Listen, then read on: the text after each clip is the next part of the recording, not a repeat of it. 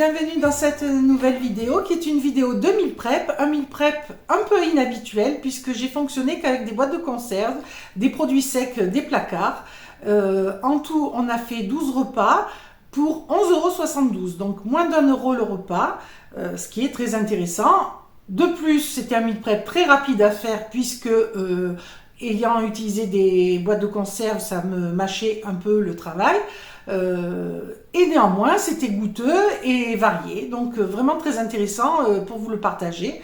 Je me suis mise dans le cas de si je n'avais pas recours au magasin, si c'était fermé, s'il y avait une rupture d'approvisionnement, comment ça se passerait. Voilà, avec ce qu'on a dans les placards, on peut manger pendant 3 jours, en général sans problème, pour peu qu'on ait quelques petites réserves. Point à ne pas négliger, sur ces 2 repas, on a eu 33 grammes de protéines par personne. C'est à compléter, bien entendu, avec un petit déjeuner, une collation, des desserts. Et là, dans ce cas, on rentre dans le quota nécessaire de protéines. À la fin de la vidéo, je vous ferai un petit point au sujet de la chaîne. Il y a trois petites choses que je veux vous partager, et je voulais aussi vous parler de la chaîne de Céline, pour ceux qui connaissent. Voilà, donc je vous donne rendez-vous pour ceux que ça intéresse en fin de vidéo, et sinon pour tout le monde, tout de suite, le meal prep. J'ai sorti ce que je vais utiliser plus ou moins dans ce meal prep. Je suis en train de faire le tri de mes placards. En même temps, je finis ce que j'ai dans mon réfrigérateur. Je vide au maximum mes réserves pour en refaire d'autres, mais c'est des choses qui vont périmer. Le but de ce meal prep, c'est ça, c'est d'utiliser ce qu'on a dans les placards, soit parce que c'est une fin de mois difficile, soit parce que on n'a pas les approvisionnements qu'il faut, ça peut arriver, on ne sait jamais. Soit parce que, comme là, on veut éliminer des choses de ces placards. Voilà. Là, j'ai ça qui attend depuis je ne sais combien de temps. C'est mon mari qui m'avait ramené ça. C'est du couscous de mil avec du millet. Fait avec du millet. J'ai ça depuis très longtemps. Donc, comme j'ai aussi une boîte de légumes couscous que j'avais acheté il y a 2 ou 3 ans. Voilà, c'était dans mes stocks. Je me suis dit, tiens, il y a un truc à faire, d'autant plus. Alors, en viande, pareil, je t'ai fait avec ce que j'ai, je termine. Il me reste un steak haché façon bouchère, donc un bon steak haché de 135 grammes. Il me reste un petit bout de saucisson à l'ail. Et il me reste du chorizo. Donc, je vais mixer tout ça et faire des boulettes avec de l'avoine, un œuf, des épices, de l'oignon, de l'ail. Voilà, je vais faire des bonnes boulettes qui accompagneront le couscous. Et le couscous, les légumes, je vais ajouter dedans, bien sûr, je vais les rendre plus sympathiques que ce qu'il y a dans la boîte. Donc, je vais ajouter de l'oignon, de l'ail. J'ai un petit bout de courgette, je le passe. Je verrai le goût commencer, éventuellement je rajouterai un peu de sauce tomate, enfin voilà. Donc l'idée c'est déjà de faire un couscous avec les moyens du bord, avec ça. Ensuite, j'ai des haricots blancs, donc je pensais faire des haricots blancs en sauce tomate, tout simplement avec de l'oignon, et les faire gratiner au four. Gratiner c'est très bon, voilà. Ensuite, j'ai plein de boîtes de champignons de Paris qui, pareil, vont périmer. Donc, il faut absolument que j'en passe. Donc, là, tout simplement, avec du riz. J'en ai en pagaille aussi du riz. J'en ai peut-être 10 kilos. Donc, c'est pareil, il faut que j'en passe aussi. Je vais faire un risotto, tout simplement, avec de l'oignon, des champignons de Paris en boîte, du bouillon. Voilà, je vais faire un risotto. Et alors là, j'ai pas spécifiquement d'accompagnement. On le mangera par exemple avec des œufs. Là, il me reste 4 œufs, donc voilà, ça peut se faire avec ça.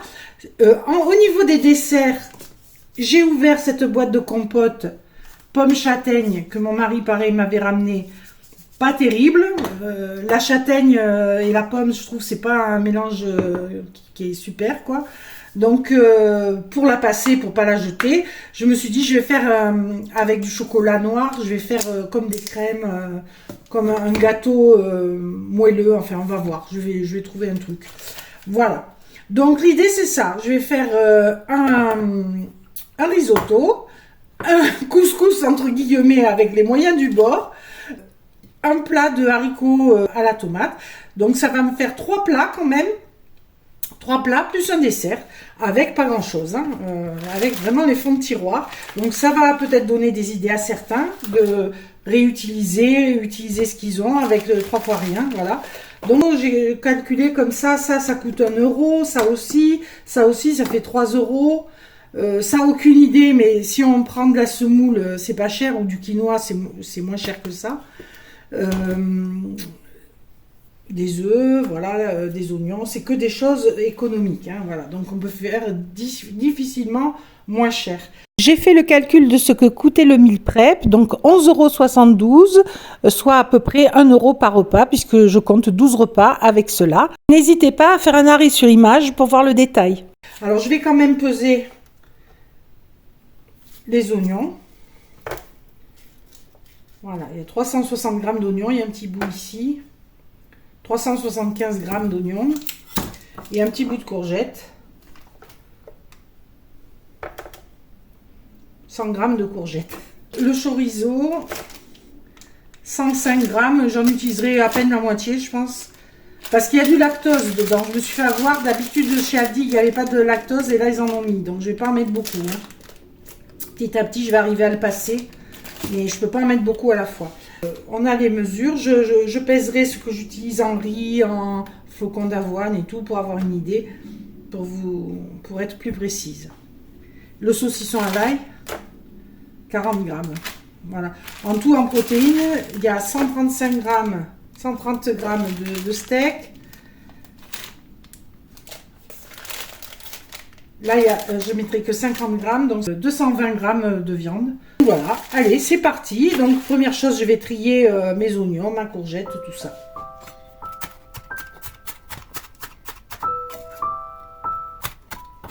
J'ai trié tous les oignons, coupé la courgette et écrasé l'ail. Maintenant, ce que je vais faire, c'est préparer des boulettes de viande pour les faire revenir avec de l'oignon, de l'ail. Et après, je pourrai rajouter mes légumes pour couscous, faire cuire mon couscous de mil. Et un premier plat sera prêt. Donc, c'est parti, les boulettes. Voilà, donc j'ai coupé la moitié du chorizo. Je vais enlever la peau.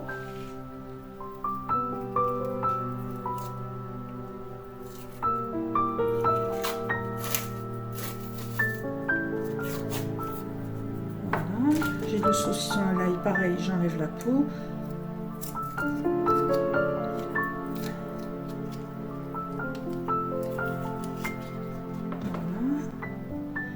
Et là, j'ai le steak. C'est le seul truc qualitatif de l'histoire. J'espère que ça sauvera les boulettes. Moi, je pense. Hein. Alors, une parenthèse. Un bon moyen de faire des économies, on en parle tout le temps, c'est de garder ces appareils le plus longtemps possible, d'en prendre soin. Ce robot date de 1989. Mon premier gros achat. Et c'est un Moulinex, un Masterchef pour celles qui connaissent. Et j'avais lu dans 50 millions de consommateurs, parce qu'à l'époque on lisait, hein, on achetait des magazines pour se tenir au courant, on n'avait pas internet, on n'avait pas de téléphone portable, tout ça. Donc je m'étais acheté 50 millions de consommateurs sur les robots ménagers, et celui-ci avait un très bon rapport qualité-prix. Et vous voyez, plus de 30 ans après, 89, 25, 35, 36 ans après, il marche encore. Alors là, il est fatigué, hein. Le plastique se fend, il va pas durer très très longtemps. D'ailleurs, si une marque passe par là, je veux bien tester leur robot. Voilà. Parenthèse refermée. Je mets le steak sans le papier, c'est mieux. Voilà. Je mets la viande que je recoupe parce que mon robot étant fatigué, on va essayer de pas trop le solliciter.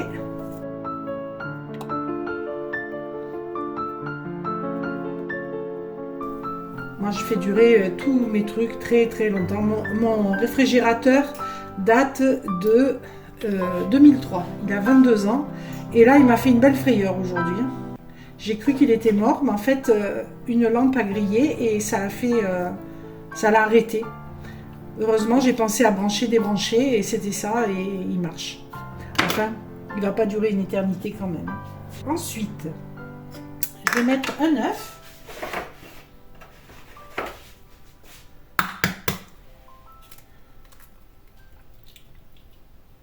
Un peu d'ail.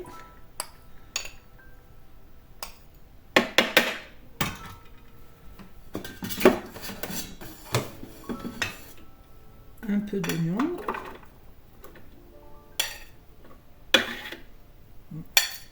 Voilà. On va mettre une demi-cup, 125 ml de flocons d'avoine.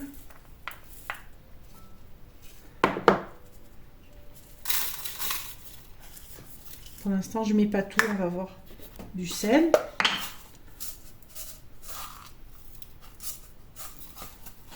Alors là, en épices, comme c'est un couscous, on peut mettre du ras el hanout, des épices un peu forts. Là, je mets du paprika fumé. Un peu d'ail en poudre pour bien accentuer l'ail, le goût de l'ail. Moi, je vais mettre un peu de piment d'Espelette. Et je vais mettre de la coriandre parce que j'en ai, sinon du persil ou ce qu'on a. Là, j'en mets un peu. Allez, on va mixer, on va ajuster l'avoine.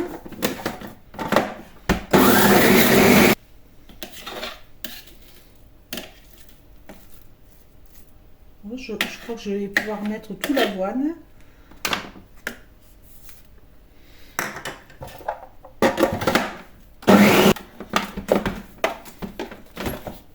Voilà. Je vais former mes boulettes. Je mouille les mains.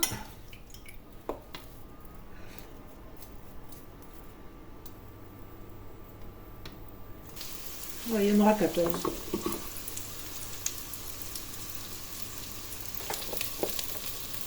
Puis je vais ouvrir les légumes. Alors ça va être la découverte, hein. Je ne connais pas du tout cette boîte. J'en avais acheté une fois des légumes en boîte comme ça pour couscous, mais c'était une autre marque, c'était très bon. Pour une boîte, hein, pour une conserve, ça n'avait pas mauvais goût. Donc à emporter dans mon élan, j'en ai acheté d'autres comme ça. Oui, il y a des légumes. Hein. Là, je vais mettre de l'oignon. Un petit peu.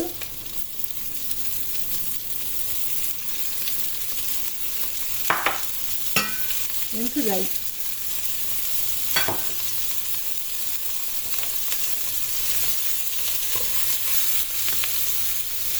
Bon, on se retrouve quand elles sont cuites. Je les retirerai, je mettrai la sauce. Donc je vais mettre la moitié du paquet. Là, il y a 450 grammes. Je vais mettre 225 grammes. Et donc à peu près 300 ml d'eau bouillante. Donc là, l'eau, je l'arrête. Et je vais laisser gonfler. C'est un peu comme la semoule. Hein.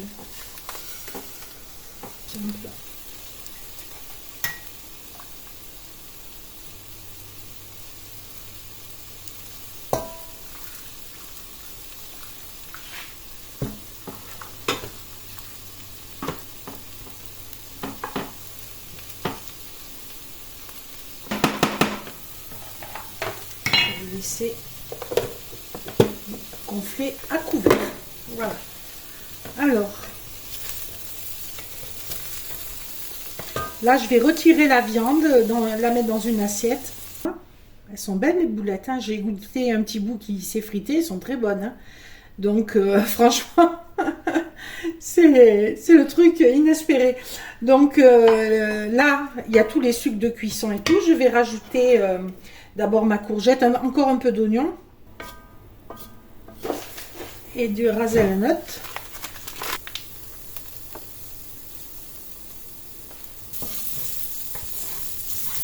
Courgette. Allez, j'ajoute. Ils sont beaux les légumes, hein. C'est pas embouilli. Alors bien sûr, hein, ça n'a rien à voir avec un couscous, hein, ni avec un couscous maison, mais bon, là on est dans du tout petit budget et du fond de placard. Voilà, donc on s'adapte.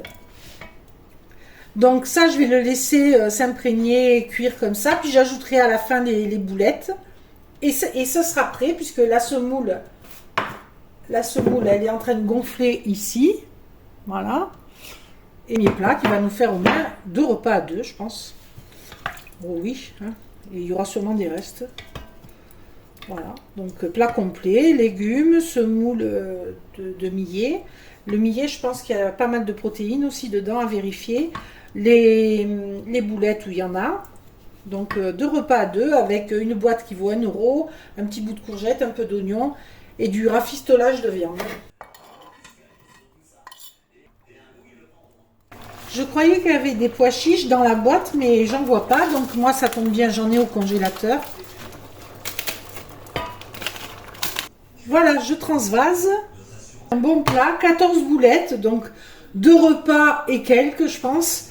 Là, il y a la semoule de millet. Alors j'ai goûté, ça a un goût un peu prononcé, mais mélangé avec les épices, ça ne se sentira pas. Si on est végétarien, on peut faire des boulettes végétariennes à base de lentilles ou de soja, ou les deux réunis, mélangés avec un œuf, si on mange des œufs, un peu d'avoine aussi. Enfin voilà, on peut faire un type de boulette végétarienne aussi.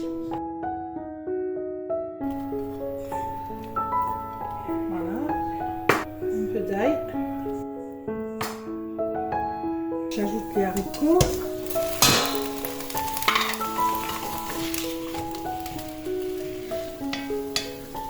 D'ail en poudre. Un peu d'origan. Du sel.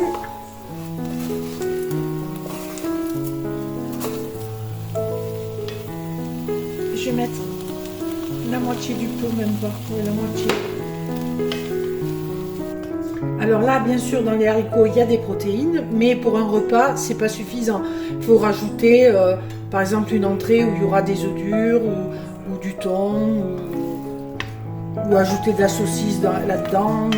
Voilà, hein, il faudra faire un complément. Là, c'est un meal prep, un batch cooking, c'est une base. Après, je verrai ce que j'ajoute dedans. Donc là, tout simplement, je vais le mettre dans mon plat et le mettre à gratiner. Et plus ça va gratiner, meilleur ce sera. Voilà, je vais enfourner.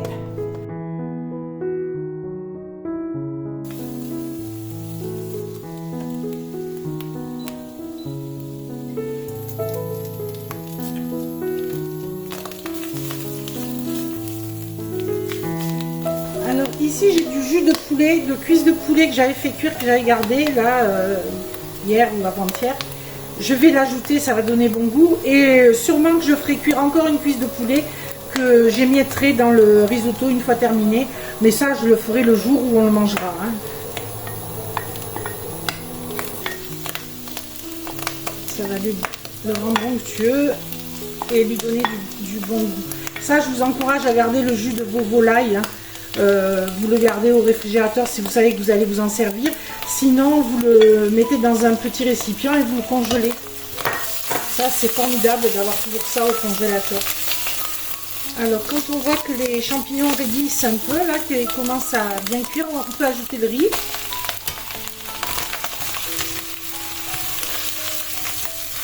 Alors, ce vin blanc, je l'ai trouvé chez Noz. Il coûtait 1,50 € le litre. J'en avais pris 3 à ce moment-là. Et en fait, en caisse, ils sont passés à 75 centimes.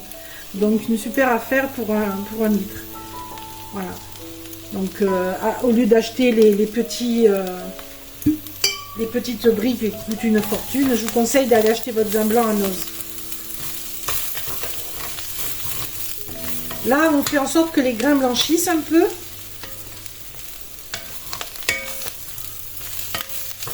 Après, je vais déglacer avec un peu de vin blanc. Et après, progressivement, je vais ajouter mon bouillon. Voilà. Et à la fin, on ajoute de la crème, si on peut en manger, ou de la crème de soja. Moi, je mettrai un peu de margarine. J'ai un peu de faux parmesan. Voilà. Et ça ira. Avec une cuisse de poulet, on va se régaler.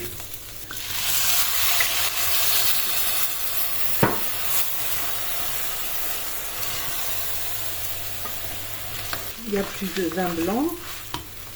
Donc je vais ajouter un petit peu de bouillon.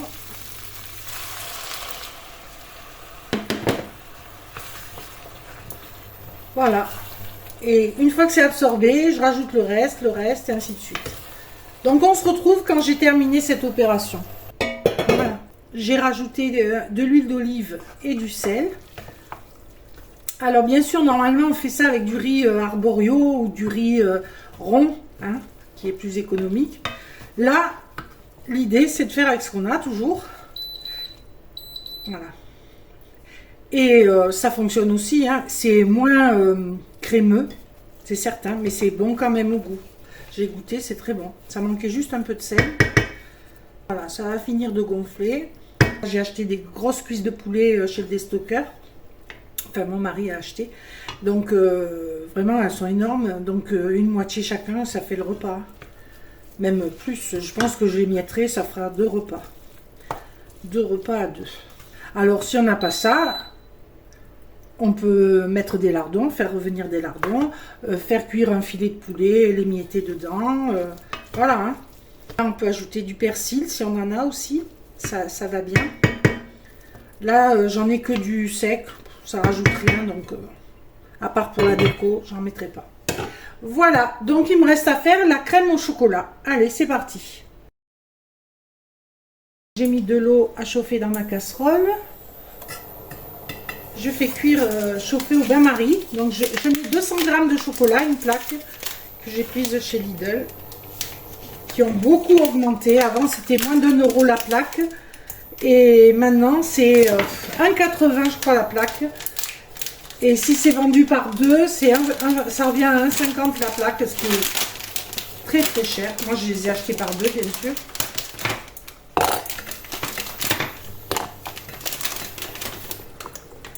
Le chocolat a énormément augmenté. Voilà.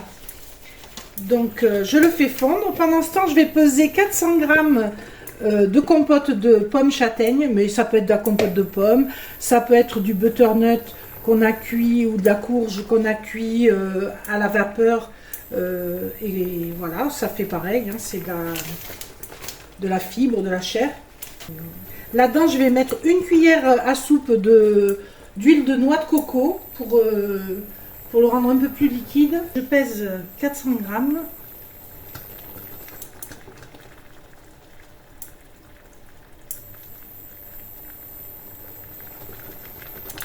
Voilà, 411 g. Voilà.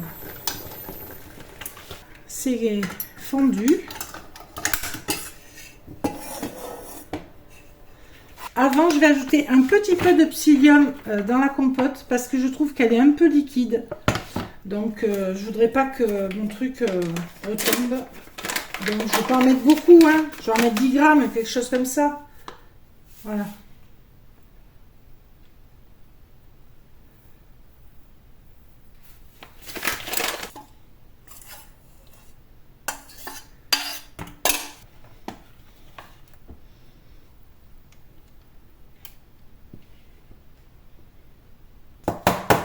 Voilà, il n'y a plus qu'à le mettre au réfrigérateur et je vous montrerai ce que ça donne bien sûr une fois figé. Donc c'est un meal prep fond de placard, fond de frigo, vraiment économique et vite fait, hein, puisque c'est à base de conserve, donc il y a une partie du travail qui est déjà fait.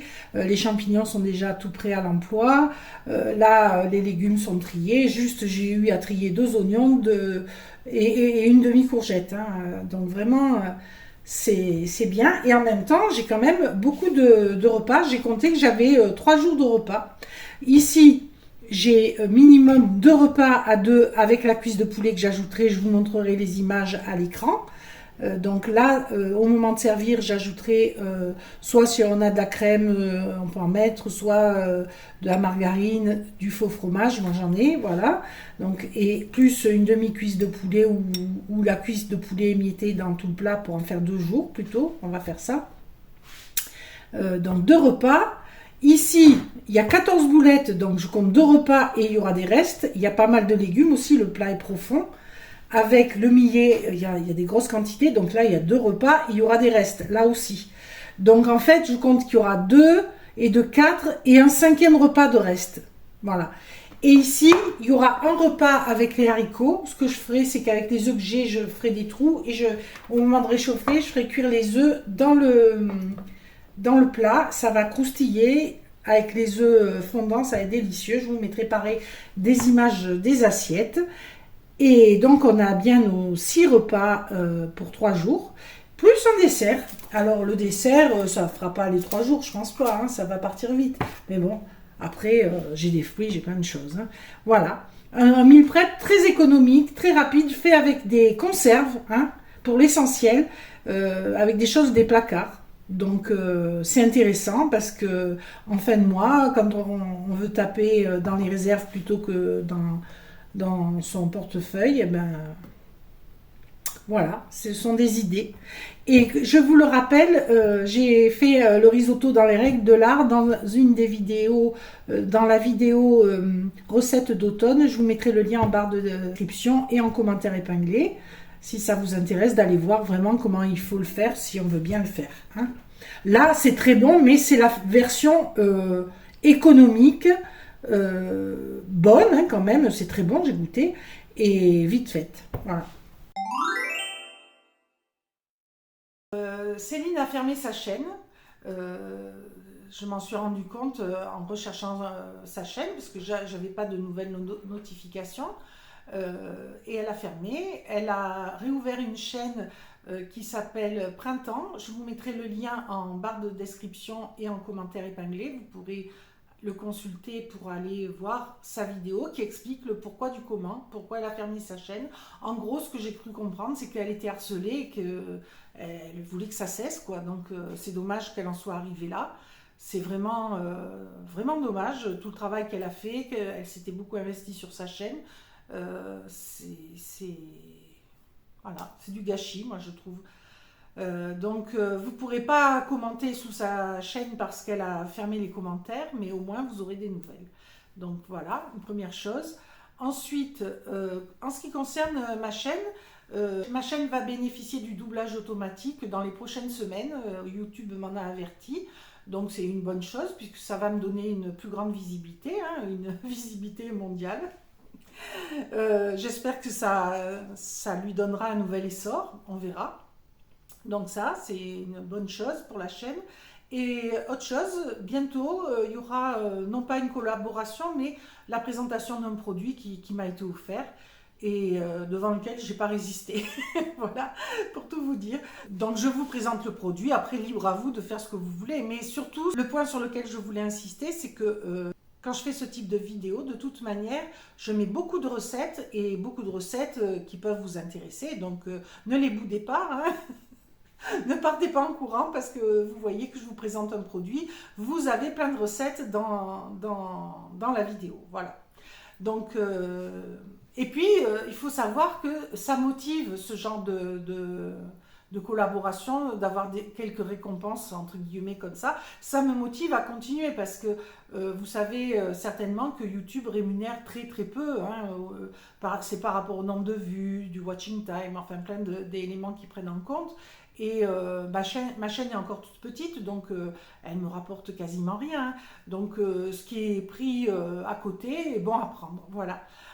Donc ça fait vivre la chaîne. Donc si vous voulez que la chaîne continue, ne boudez pas ce type de vidéo. Voilà.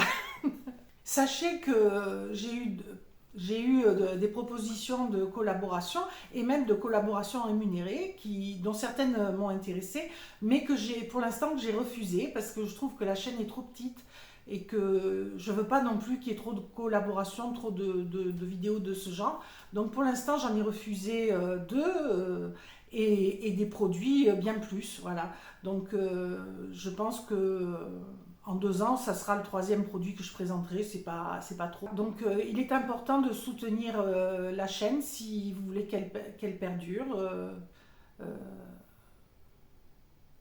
et que je trouve de la motivation à continuer parce que des fois c'est difficile d'avoir la motivation quand vous vous donnez du mal et qu'une vidéo est peu vue.